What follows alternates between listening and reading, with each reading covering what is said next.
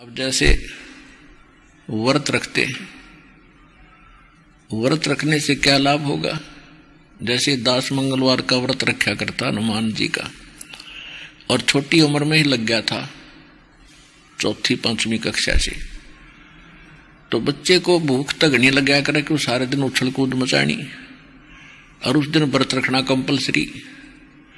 अब 12 बजे के बाद खाना खा सकते थे, उससे पहले खाना नहीं खा सकते। तो जब तक रोटी ना मिलती इतना हनुमान थोड़ा याद आया करता, रोटी घनी याद आया करती। अन्य सोचा करते कब 12 बजे रोटी खावे, पेट पकड़ कर बैठ जाते।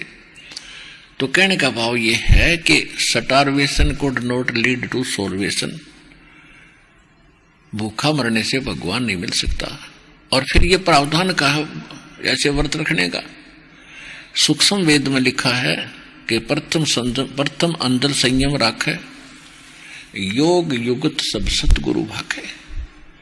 सबसे पहले खाने और पीने में संयम करे, कति इतना कम भी नहीं खावे जिस तरह सारे दिन रोटी याद आवे या आंत कट्ठी हो जाए, अस्वस्थ हो जाए इंसान। और इतना ज्यादा भी नहीं खावे, खा ले दड़ी पक्का, और फिर अंगड़ाई टूटा जमाई आवे, भक्ति करी जाना। यानी अन्न और जल का संयम रखे, आवश्यक खाना खावे, घना भी नहीं खावे और कति इतना भी नहीं खावे कि भाई कम भी नहीं खाए, यानी अपना मीडियम सा जलपान करे, भक्ति करे, उससे शरीर भी नॉर्मल रहता है।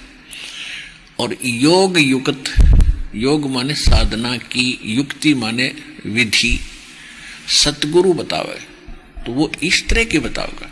और हमारी श्रीमद् भगवत गीता एंड पवित्र श्रीमद् भगवत गीता, पवित्र 4 वेद और पवित्र सूक्ष्म वेद जो गॉड गिवन स्पिरिचुअल नॉलेज है, जो परमात्मा स्वयं आकर बोलते हैं, उसको सूक्ष्म वेद कहते हैं और उसको तत्व ज्ञान भी कहते हैं। इन 3 जो ये सदग्रंथ हैं, 3 सदग्रंथ हैं, इनके अंदर हमारी भक्ति की विधि यथार्थ लिखी हुई है।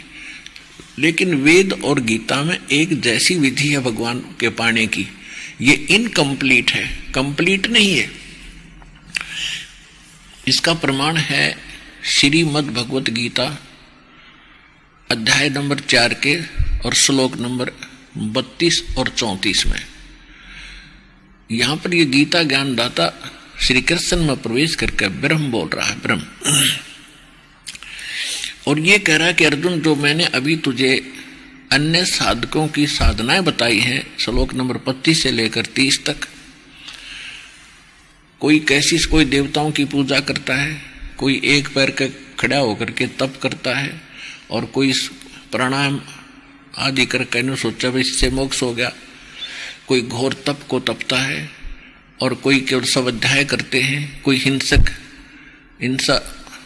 अहिंसावादी घोर व्रत रखते हैं, जैसे मुंह पर पट्टी बांध कर नंगे पैरों घूमते हैं, हम हिंसा नहीं करते, हम हिंसा नहीं करते, अहिंसा में विश्वास रखते। कहते ये साधना करने वाले साधक अपनी अपनी साधनाओं को ये पापनाशक जानते हैं। पापनाशक मीन मोक्षदायक, पापनाश होंगे तभी तो मोक्ष होगा, तो मोक्षदायक मानते हैं। लेकिन चौथे अध्याय के फिर 32वें श्लोक में कहा है कि उस सच्चिदानंद घन ब्रह्म ने अपने मुख कमल से जो ज्ञान बोला होता है, उनकी उस सच्चिदानंद घन ब्रह्म की वाणी कहलाती है। उस वाणी के अंदर यज्ञों यानी धार्मिक अनुष्ठानों की, साधनाओं की जानकारी विस्तार के साथ कही गई है। और उसमें लिखा है कि वो काम करते करते कर्म करते करते की जाती है, और उसके करने से फिर आप पूर्व सभी पापों से मुक्त हो जाओगे।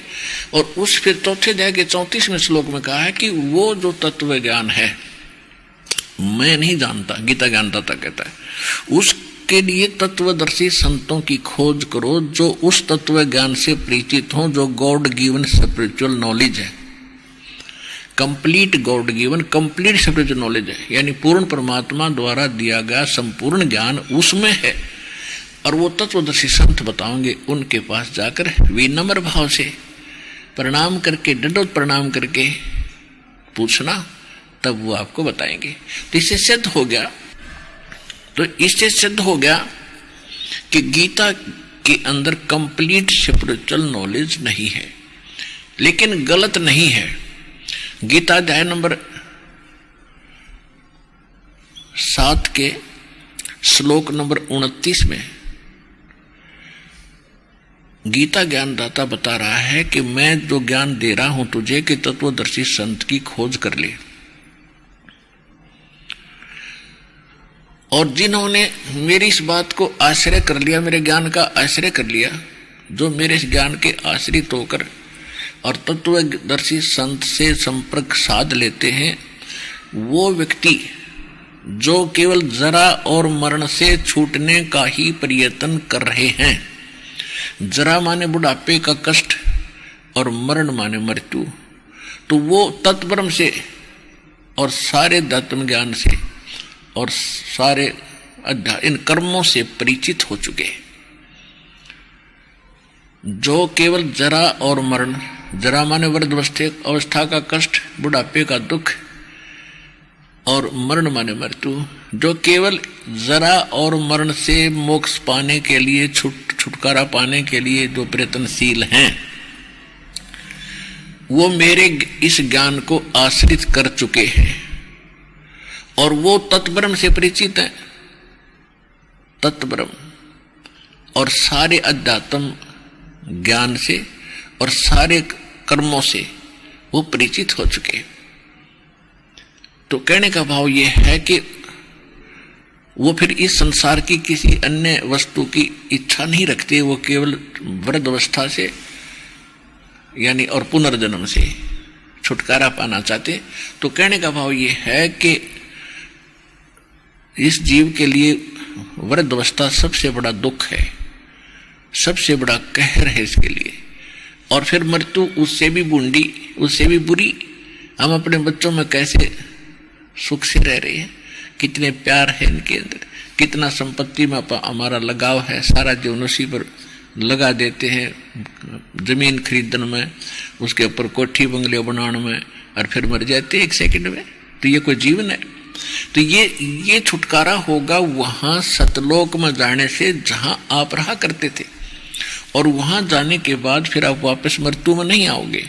वहां वृद्ध अवस्था नहीं है, ऐसी सृष्टि है, ऐसे ही आपका परिवार बनेगा और वो परिवार सदा के लिए आपके साथ रहेगा। वहां किसी चीज का अभाव नहीं है, कोई मृत्यु नहीं है, कोई राग द्वेष नहीं है, इतना वहां का वातावरण इतना अच्छा है।